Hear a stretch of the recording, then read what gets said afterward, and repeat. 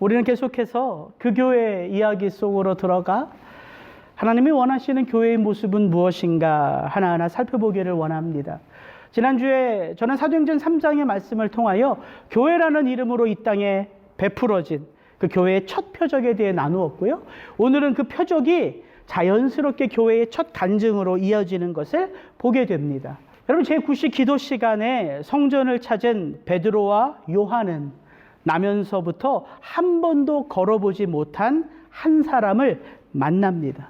그날도 그 사람은 평소처럼 성전을 오고 가는 사람들의 자비와 긍휼을 쫓아 그날 하루를 시작했겠지요. 문득 그런 생각이 들었어요. 과연 이날 아침 누군가의 도움을 받아서 그 성전 미문에 놓여지는 이 사람은 바로 이날 내가 드디어 일어서 걷고 뛰며 하나님을 찬송할 그런 기대를 가졌을까 하는 것입니다.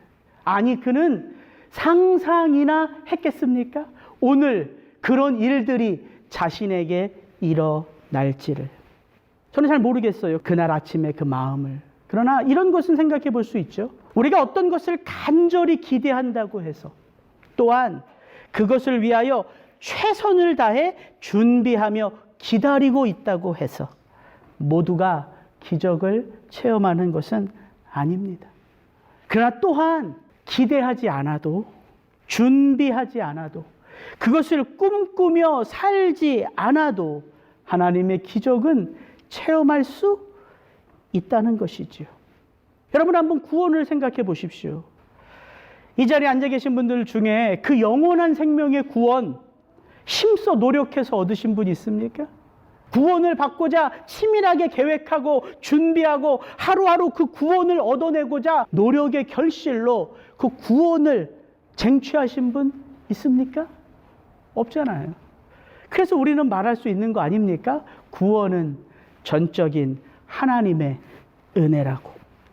오늘 이 본문의 말씀 속에서 우리가 이것 한 가지를 생각해 볼 수 있어요. 일어나 걷고 뛰며 하나님을 찬송하게 된 이 구원의 삶은 하늘로부터 그냥 떨어진 것이, 땅으로부터 저절로 솟아난 것이 아니라는 것입니다. 여러분, 구원의 첫 출발점은 만남으로부터였어요. 베드로와 요한이 나면서 걷지 못한 자를 만났어요. 근데 베드로와 요한은 누구죠? 먼저는 그리스도 예수의 은혜를 체험한 사도들이었죠. 우리는 지난주 이 말씀을 중심으로 나누었어요. 베드로가 이르되 은과 금은 내게 없거니와 내게 있는 이것을 내게 주노니 나사렛 예수 그리스도의 이름으로 일어나 걸으라 하고 오른손을 잡아 일으키니 발과 발목이 곧 힘을 얻고 뛰어서서 걸으며 그들과 함께 성전으로 들어가면서 걷기도 하고 뛰기도 하며 하나님을 찬송하니.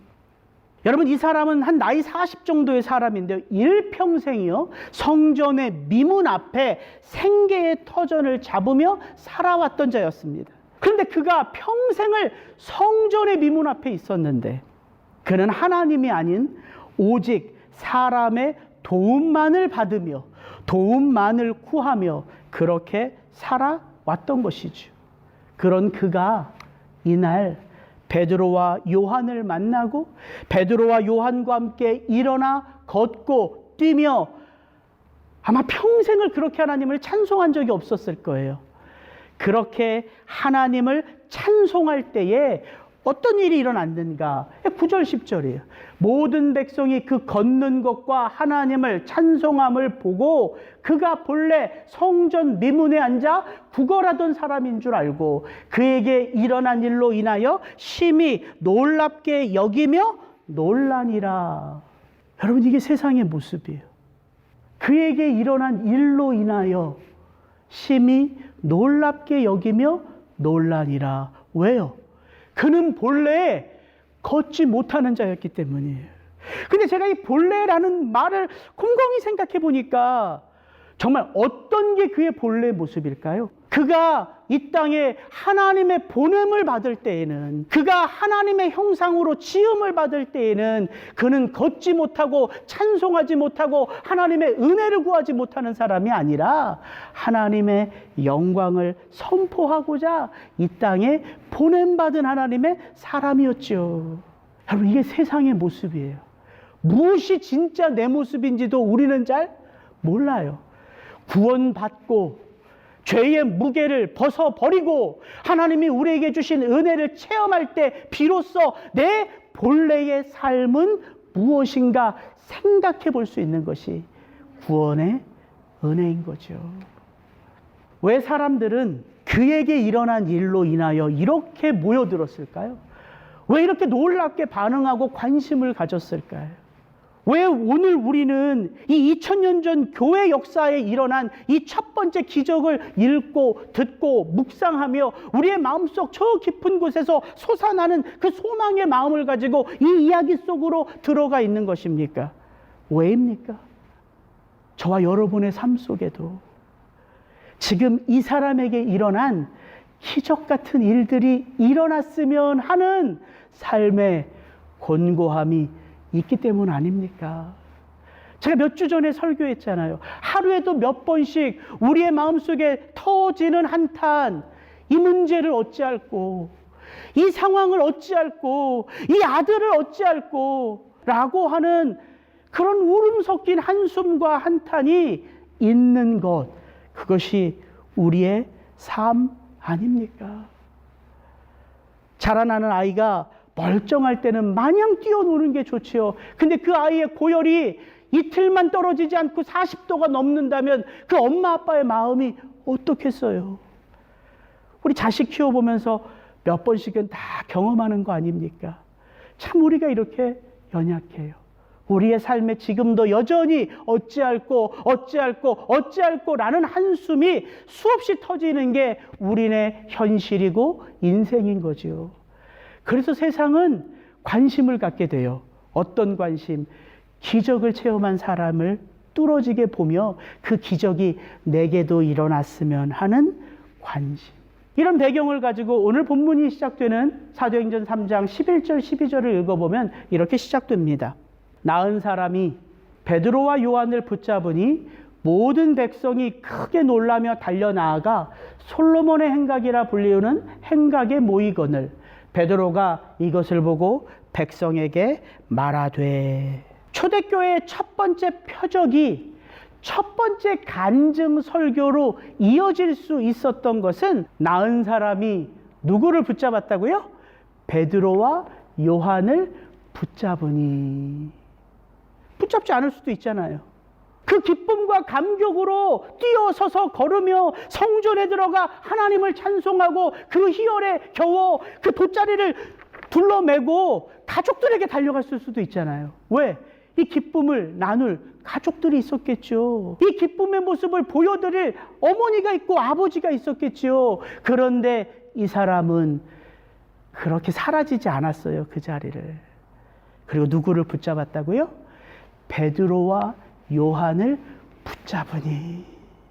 그 기쁨과 그 감격으로, 그 영광스러운 마음으로 베드로와 요한을 붙잡았을 때에 비로소 사람들은 모여들기 시작했고, 자연스럽게 모여든 그 사람들에게 베드로는 복음을 전할 수 있었던 것이죠. 그래서 사도행전 3장 11절에 이 사람이 베드로와 요한을 붙잡으니라는 단어가 묘하게 사도행전 3장 7절, 베드로가 한 번도 걷지 못한 그 사람의 오른손을 잡아 일으키니. 이것과 연결돼서 보이더라고요. 누가 누구를 먼저 붙잡아 줬습니까? 베드로와 요한이 이 사람을 붙잡아 줬어요. 그 붙잡은 그 손을 통하여 하나님의 능력이 이 사람에게 흘러들어가고 이 사람은 참된 구원을 체험할 때에 이 사람은 다시 베드로와 요한을 붙잡았어요. 이게 제 눈에 한 주 내내 보이더라고요. 여러분, 교회는 어떤 곳입니까? 은과 금은 내게 없거니와 내게 있는 이것을 내게 주노니 나사렛 예수 그리스도의 이름으로 일어나 걸으라.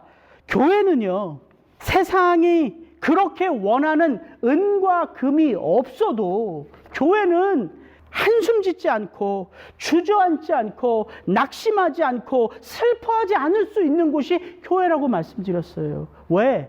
세상이 그렇게 원하는 은과 금은 성도로 사랑하는 나에게 없지만 나에게는 있는 것이 있죠. 세상은 갖지 못한 무엇이 우리에게 있어요? 그리스도 예수 이름의 능력. 우리가 은과 금이 없어 억울해하고 아쉬워하고 답답해하고 주눅들 것이 아니라 내 속에 그리스도 예수의 능력이 나타나지 않음으로 인하여 가슴을 치고 우는 자가 됩시다. 우리의 눈물의 이유를 바꿔야 됩니다. 이게 지난주 제 설교의 주제였어요. 근데 이번 주 곰곰이 한 주를 제가 이 본문 말씀을 읽고 묵상하는 가운데 하나님이 제게 주시는 마음은 어떤 마음이었냐면 이 6절이 눈에 들어오는 게 아니라 7절이 눈에 들어오더라고요. 베드로의 첫 번째 설교의 시작이 뭐였냐면 베드로가 이것을 보고 백성에게 말하되 이스라엘 사람들아 이 일을 왜 놀랍게 여기느냐? 우리 개인의 권능과 경건으로 이 사람을 걷게 한 것처럼 왜 우리를 주목하느냐? 베드로는 알았어요. 나면서 앉은 맹이 된 자가 일어나 걸은 것이 내 능력 때문이 아닌 것을 알았어요. 그래서 베드로는 말할 수 있었던 거예요. 왜 우리를 주목해? 왜 이 일을 주목해? 마치 이 일이 대단한 어떤 것처럼 이렇게 시작을 했단 말이죠. 그렇다면 이 이야기 속에서 베드로의 역할은 무엇일까요? 이 베드로의 능력 아니거든요. 그럼 도대체 이 이야기를 통하여서 우리가 어떻게 우리의 믿음을 표현해낼 수 있을까요? 오늘 우리의 삶을 돌아보니까 우리 가운데 그 누구도요 이렇게 베드로처럼 선포하지 않아요. 제가 아픈 성도님들에게 전화해서 나사렛 예수 이름으로 명하노니 이제 성도님 그만 일어나시죠 이렇게 선포하지 않아요. 힘들고 어려운 문제 가운데 있는 분들에게 마치 제가 제 능력으로 그 문제를 해결해 줄 것처럼 그 문제를 걱정할 필요가 없습니다. 해결될 것입니다. 이렇게 선포하지 않아요. 그렇게 보니까 오늘 이 이야기 속에서 우리가 해야 할 일과 하나님이 하실 일이 나뉘어져 있음을 알겠더라고요. 없는데 있는 척하는 게 믿음이 아니야. 할 수 없는데 할 수 있는 것처럼 소리부터 치는 게 믿음이 아니야. 믿음이란 이 상황을 하나님께 맡기고 내가 할 수 있는 것에 충성하는 게 믿음이야. 하나님이 저한테 이렇게 말씀하시는 것 같아요. 그렇게 6절, 7절을 보니까 이게 보이더라고요. 베드로가 그의 오른손을 잡아 일으키니. 베드로는 예수 이름의 능력으로 이 사람에게 선포만 한 것이 아니라 그의 선포와 더불어 함께 그의 오른손을 잡아 일으켜 세워 준 것입니다. 베드로의 선포가 맞지요. 그러나 베드로가 선포했다고 능력이 나타난 것입니까? 아니요. 그건 성령의 역사입니다. 그건 전적인 하나님의 능력이에요. 그걸 베드로가 알았으니까 왜 이 일을 주목하느냐? 왜 우리를 주목하느냐? 이건 나의 경건과 나의 능력으로 나타나는 일이 아니다. 이렇게 말할 수 있는 거예요. 그럼 베드로는 아무 역할이 없냐? 아니요. 그가 하나님의 이름을 그리스도 예수 이름의 능력을 선포하고 그가 그의 오른손을 잡아 일으켜 세워 준 거예요. 이건 우리가 할 수 있는 거예요. 그러고 보니까 저와 우리 성도님들이 늘 이렇게 살고 있는 거죠. 제가 교회를 안 나오는 성도님들에게 전화 신방을 하면서 그냥 아무 생각 없이 그냥 제가 전화 신방할까요? 아니요. 전화하기 전에 기도하고 해요. 하나님, 혹시 제가 푸시하지 않게. 왜냐하면 교회를 못 나간 게 뭐 일이 있어서 사정이 있어서 못 나간 건데 마치 목사가 당신은 주일 예배도 빠지냐고 이렇게 말한 것처럼 들리면 안 되잖아요. 그래서 기도하고 해요. 하나님, 제 입술을, 제 마음을 주장해 달라고. 우리 성도님들 대부분 그렇게 살더라고요. 우리 장로님들, 권사님들 소리 없이 늘 섬겨드리는 거 있잖아요. 그 마음 가운데 하나님의 사랑이 충만하니까 이름도 없이 섬기려고 애쓰는 모습들이 그게 교회의 모습이라는 거죠. 교회는 분명 예수 그리스도 이름의 능력이 있는 곳입니다. 그러나 그 능력은 성도인, 교회인 우리가 만들어낼 수 있는 능력이 아니라요, 우리를 통해서 흘러가는 능력이에요. 그래서 교회인 우리가 기억해야 될 게 뭐냐면 바로 이 그림입니다. 걷지 못한 자에게 임한 예수 그 이름의 능력이 땅에서 솟아나고 하늘로부터 떨어진 것이 아니라 그 손과 손을 잡아 연결해 준 베드로의 손잡아줌이 있다고요. 이게 교회란 말이죠. 이 말씀을 골로새서와 빌립보서 말씀이 너무나 분명하게 우리에게 도전합니다. 우리가 그 예수를 전파하여 각 사람을 권하고 모든 지혜로 각 사람을 가르침은 각 사람을 그리스도 안에서 완전한 자로 세우려 함이니, 이를 위하여 누구도, 나 바울도 어떻게 내 속에서 능력으로 역사하시는 예수의 무엇을 따라, 그 능력의 역사를 따라 어떻게 한다고요? 힘을 다하여 수고한다고요. 바울이 주저앉아 있는 자의 손을 잡아준 건 바울이 대단해서가 아니라 누가 바울의 삶을 붙들고 계세요? 그리스도 예수의 능력이. 그분이 나를 붙드시기에 내가 그분의 붙들어 주심을 의지하여 누군가를 붙들어 줄 수 있는 거예요. 이게 교회의 사역이라고요. 교회인 우리는 세상에 나가서 예수 그리스도 이름으로 일어나 걸으라 이렇게 선포만 하는 자들이 아니라, 그거 소리내어 선포하지 않으셔도 돼요.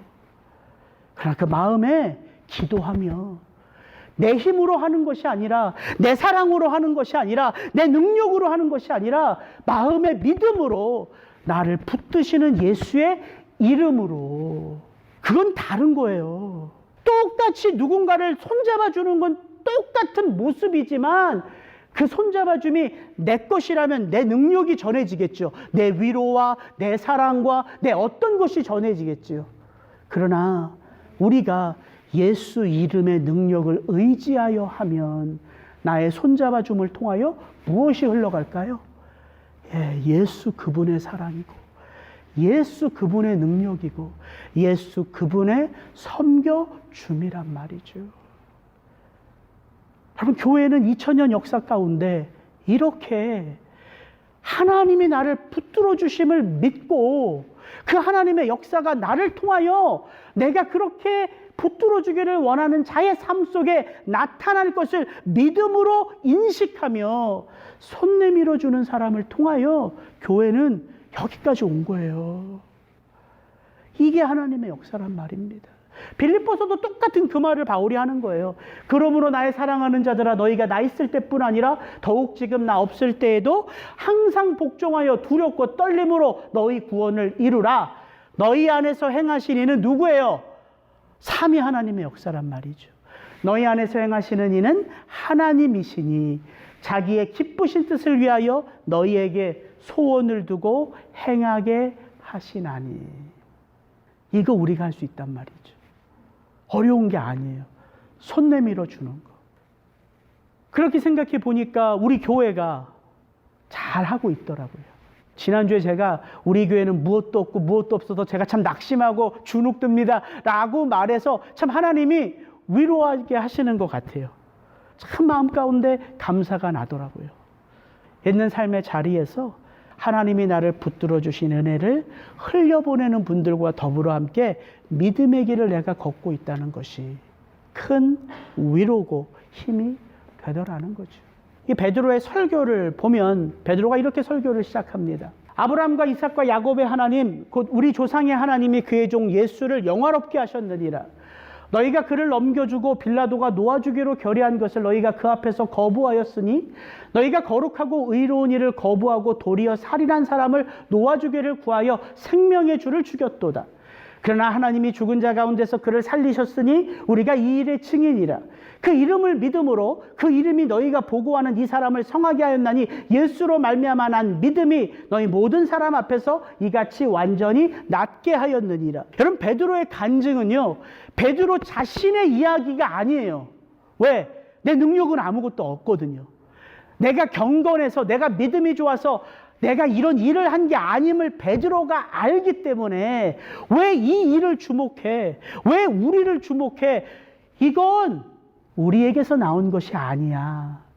이게 베드로 설교의 첫 시작이었잖아요. 여러분 한번 생각해 보세요. 우리의 눈으로 볼 때 기적이죠. 걷지 못하는 자가 일어난 게 우리의 눈으로 볼 때 기적이지만 하나님에게 기적이 있습니까?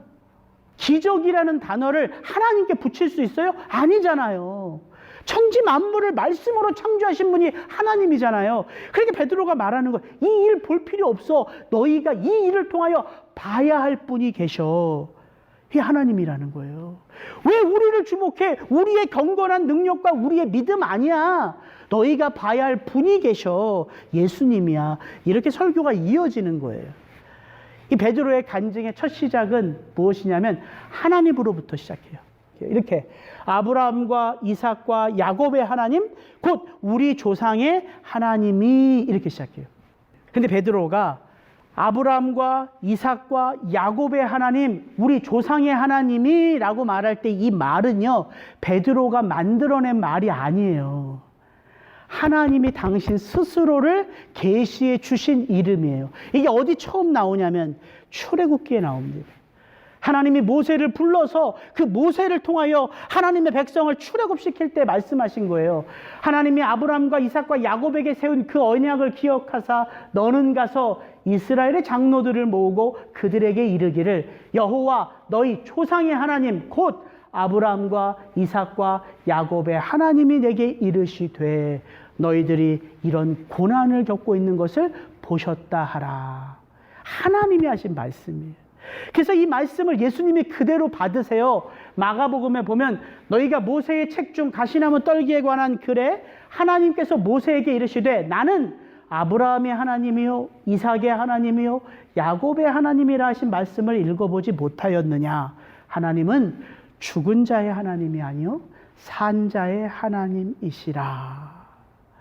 여러분, 아브라함의 하나님, 이삭의 하나님, 야곱의 하나님, 우리 조상의 하나님이라는 이 한 줄만 우리가 믿음의 눈으로 보면 하나님이 어떤 분이신지를 체험할 수 있게 돼요. 여러분, 하나님은요 분명 오늘의 내가, 지금 이 상황 속에 있는 내가 만날 수 있는 하나님이시죠. 맞죠? 산자의 하나님이니까 오늘 내 삶 속에 임하시고 나와 함께 하시는 하나님이에요.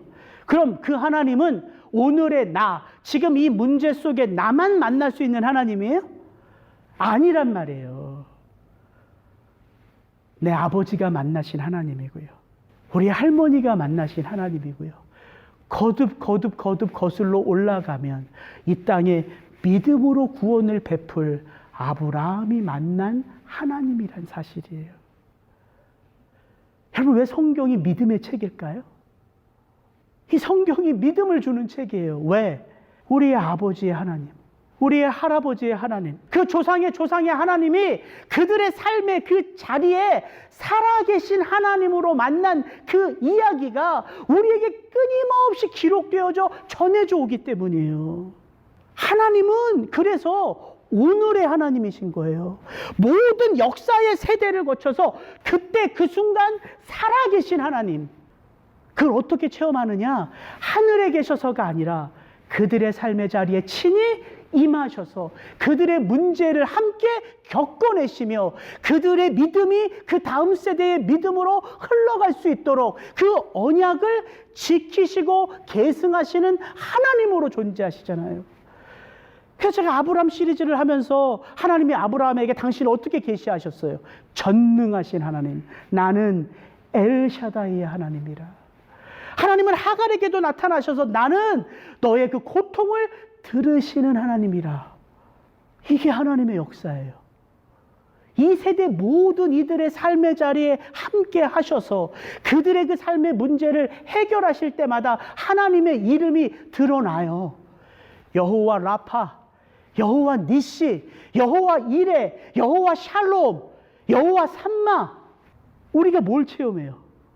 우리의 삶의 모든 영역 가운데 친히 간섭하셔서 나를 일으켜 세우셔서 그 믿음이 아브라함으로부터 시작하여 내게, 나로부터 시작하여 장차 올 내 후손에까지 한치의 오차도 없이 계승될 수 있도록 살아계신 하나님으로 나를 만나주시는 하나님. 그 말이란 말이에요, 이게. 아브라함과 이삭과 야곱, 우리 조상의 하나님이. 그러니까 성경을 읽으면 읽을수록 믿음이 더해질 수 있죠. 우리의 삶의 자리에 함께 하신 하나님을 보여주니까. 저는 여러분들이 드라마만 재밌어 하지 말고요, 성경도 재밌게 읽으셨으면 좋겠어요. 제가 다윗의 이야기를 새벽 설교하면서 다윗의 이야기를 읽는데 이게 너무 재밌는 거예요. 제가 봤던 어떤 드라마보다 이야기가 너무 재밌어서 제가 우리 부목사님이 찾아가서, 목사님, 아니 성경이 이렇게 재밌는지 내가 왜 이렇게 몰랐지? 왜 성경에 대한 책들만 자꾸 샀는지 모르겠다고 그렇게 말씀드린 적이 있어요. 성경에 대한 책들만 제가 잔뜩, 주석책, 설교책 이런 거 잔뜩 사서 모았는데, 제가 우리 부목사님 방에 갔더니 책들이 가득하거든요. 근데 부목사님이 저한테 그러는 거예요. 이영훈 목사, 갖고 싶은 거 다 가져가. 아니 목사님, 이거 얼마 주고 산 건데 이걸 저한테 줘요. 나이 들어보면 알 거야. 나중엔 책 한 권만 필요해. 그게 뭐예요? 그걸 가져가야 되겠다. 성경이야. 그걸 알겠더라고요. 물론 제가 매일매일 성경을 읽으면서 이렇게 재밌는 건 아니에요. 그러나 그런 은혜를 체험하니까 그 성경 안에 머물게 되더라고요. 저는 여러분에게도 그런 은혜가 있기를 축복합니다. 베드로의 간증은 그리스도 예수로 이어져요. 아브라함과 이삭과 야곱의 하나님, 곧 우리 조상의 하나님이 그의 종 예수를 영화롭게 하셨느니라. 여러분 잘 이 본문을 읽어보면요, 이게 조금 이게 이해가 될 듯하면서도 좀 잘 모르겠어요. 왜냐하면 우리가 구원을 받으면 우리에게 어떤 사명이 주어졌다고 생각해요? 우리가 이제는 누구를 영화롭게 한다? 하나님을 영화롭게 한다. 이 땅에 하나님의 아들로 오신 예수 그리스도가 이 땅에서 종의 삶을 사신 것은 이 예수님이 누구를 영화롭게 하시기 위하여? 하나님을 영화롭게 하기 위하여. 이게 맞는 말이잖아요. 근데 오늘 본문을 보면 아브라함과 이삭과 야곱의 하나님, 곧 우리 조상의 하나님이 그의 종 예수를 통하여 영화롭게 되셨다가 아니에요. 하나님이 그의 종 예수를 영화롭게 하셨다는 거예요.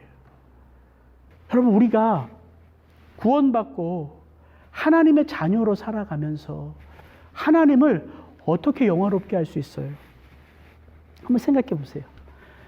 우리가 말로는 하나님 영광을 받으시옵소서 우리가 말을 하는데, 영광 그 자체이신 하나님을 이 땅의 성도가 어떻게 그 하나님께 영광을 더해드릴 수가 있을까요? 가능한 일입니까? 불가능한 일입니까? 불가능한 일이에요. 하나님의 영광에 어떤 영광을 더할 수 있다는 건 우리가 하나님보다 더 나은 존재란 말이죠. 그럴 수 없어요. 하나님의 영광 그 자체로 완전한 영광이거든요. 그래서 우리가 그분께 영광을 더해드릴 수가 없다고요. 근데 왜 우리는 이 땅을 살면서 하나님을 영화롭게, 하나님께 영광을 돌려드린다는 말을 할 수 있을까요? 예, 그럴 수 있어요. 예수님의 기도를 보면 알아요. 요한복음 17장 대제사장, 예수님이 마지막 제자들과 함께 했던 기도의 시작은 이렇게 시작돼요. 예수께서 이 말씀을 하시고 눈을 들어 하늘을 우러러 이르시되, 아버지여, 때가 이르렀사오니 아들을 영화롭게 하사 아들로 아버지를 영화롭게 하게 하옵소서. 아버지께서 내게 하라고 주신 일을 내가 이루어 아버지를 이 세상에서 영화롭게 하였사오니, 아버지와 창세전에 내가 아버지와 함께 가졌던 영화로서 지금도 아버지와 함께 나를 영화롭게 하옵소서. 이 기도를 보면 그 비밀이 풀려요. 우리가 하나님께 영광을 돌리고 우리가 하나님을 영화롭게 하는 일은 우리만의 일이 아니라요. 예수님의 기도처럼 하나님이 나를 영화롭게 하심이 우리가 하나님을 영화롭게 함과 같은 말이란 말이에요. 이해하시겠어요? 우리가 대단해서 그 하나님께 어떤 영광을 더해드리는 게 아니라, 우리가 믿음으로 살고 우리가 하나님의 말씀 안에서 순종하면 우리의 믿음의 삶을 통하여 누가 드러나게 되어 있어요? 하나님이 드러나세요. 하나님이 드러나는 그 일이 하나님을 영화롭게 하는 일이라고요. 그 하나님을 우리가 드러낼 때 당연히 그래서 우리도 영화롭게 되는 거예요. 그래서 성경에 보면 글로리, 독사라는 하나님의 영광은 하나님의 이름이 선포되는 곳에 임한 축복인 거예요. 그래서 여러분의 어떤 삶을 통하여 하나님이 더 영광을 받으시는 게 아니라 여러분이 그 하나님께 순종하며 그 하나님의 뜻대로 살아갈 때에 하나님은 그 자리에서 아버지로 하나님으로 나타나시고 그것이 하나님께 그것이 우리의 삶을 영화롭게 한다는 말인 거예요. 그래서 하나님은 예수 그리스도를 영화롭게 하셨어요. 그분을 죽음의 권세 아래 가두신 게 아니라 그분을 부활시켜서 승천하여 그분의 이름으로 온 세상을 다스리게 하셨어요. 그 일이 지금 이 땅 가운데 일어나는 거예요. 그래서 이 땅의 성도들을 통하여 하나님이 영광을 받으시는 거란 말이에요. 그래서 여러분이 누군가의 손을 잡아줄 때 하나님의 영광이 여러분을 통하여 흘러가는 일들이 일어나는 거예요. 베드로의 간증은 이렇게 이어집니다. 죄인인 우리의 모습을 드러내요. 그럼 당연하죠. 죄가 드러나는 곳에 은혜가 임하는 것이지 죄가 드러나지 않는 곳에 구원의 은혜는 임하지 않아요. 그래서 베드로의 간증은 보세요. 너희가 그를 넘겨주고 빌라도가 놓아주기로 결의한 것을 너희가 그 앞에서 거부하였으니 너희가 거룩하고 의로운 일을 거부하고 도리어 살인한 사람을 놓아주기를 구하여 생명의 주를 죽였도다.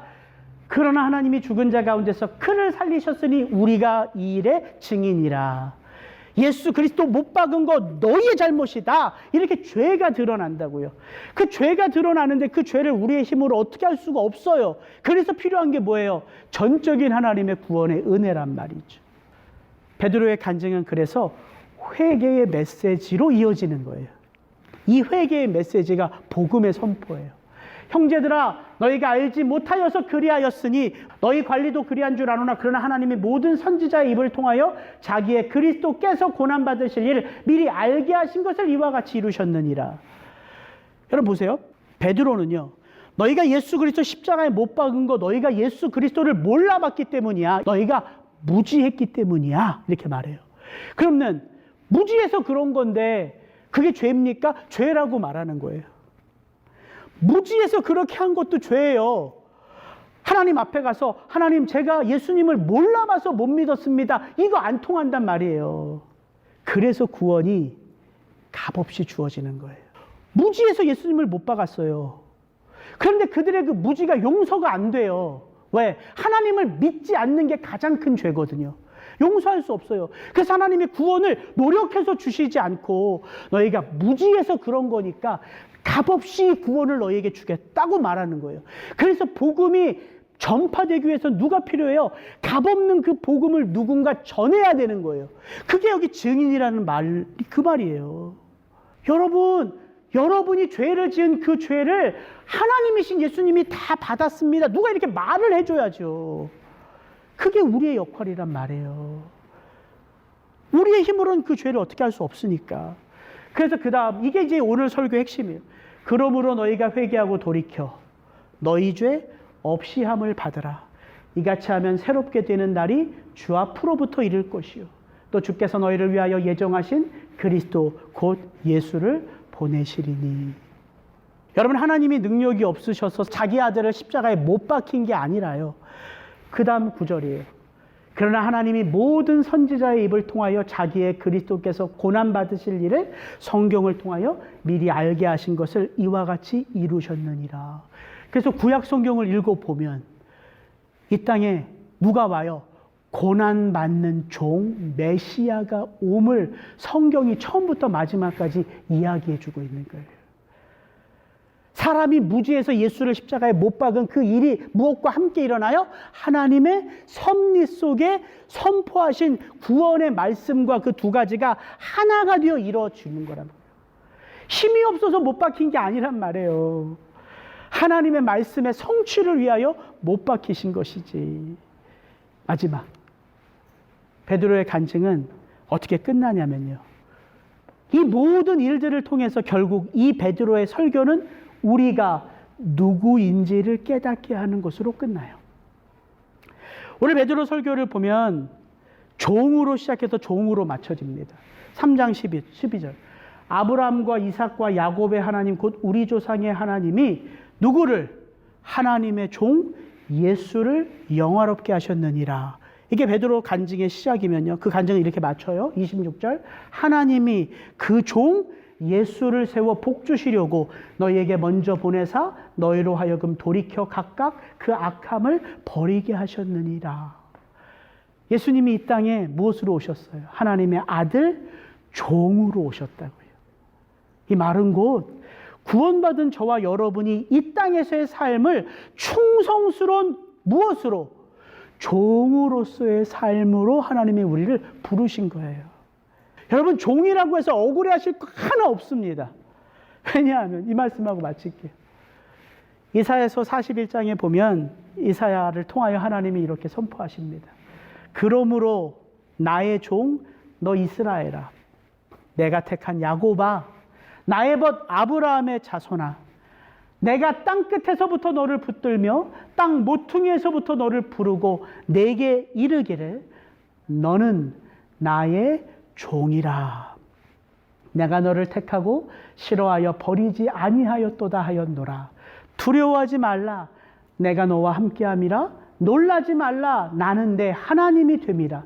내가 너를 굳세게 하리라. 참으로 너를 도와주리라. 참으로 나의 의로운 오른손으로 너를 붙들리라. 여러분, 이 종이라는 단어는 어떤 의미냐면요, 죄로 억눌려 있던 우리가 사탄 마귀의 노예에서 우리가 벗어나서 하나님과 동등된 삶으로 독립하여 살아가는 게 구원이 아니라 그 하나님 앞에 접붙임 바 되는 거예요. 예수 그리스도 보혈의 은혜로 그 접붙임 바 되었다, 한 몸이 되었다는 것을 가장 정확하게 표현해 주는 단어가 종이에요.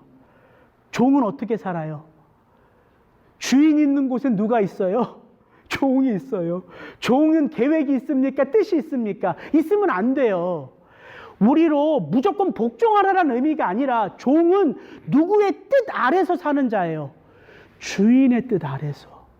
주인의 뜻을 이루어가는데 전심을 다하는 게 종. 그런 입장에서 우리를 하나님의 종이라고 하는 거예요. 그래서 이런 말씀을 하는 거예요. 내가 너를 붙들리라. 내가 너와 함께하리라. 내가 너를 실어 버리지 아니하리라. 너는 나의 종이라. 이 땅에 예수님이 그렇게 종으로 오셔서 사셨고요. 그 예수님이 승천하신 이후에 이 땅의 교회가 그 하나님의 종으로 이 땅에서 그 예수 이름의 능력을 흘려보내는 증인의 삶을 살게 되는 것입니다. 같이 기도하겠습니다.